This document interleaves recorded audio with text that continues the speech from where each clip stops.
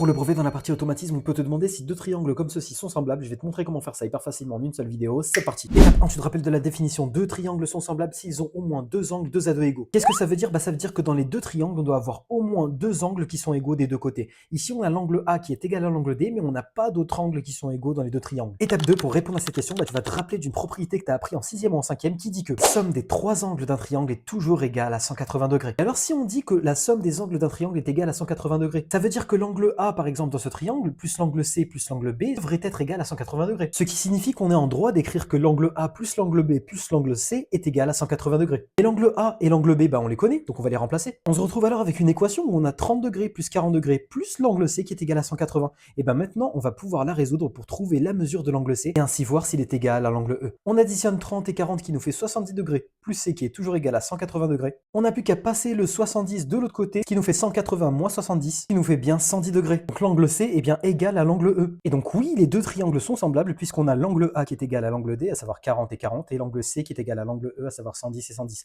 Donc ces deux triangles sont bien semblables.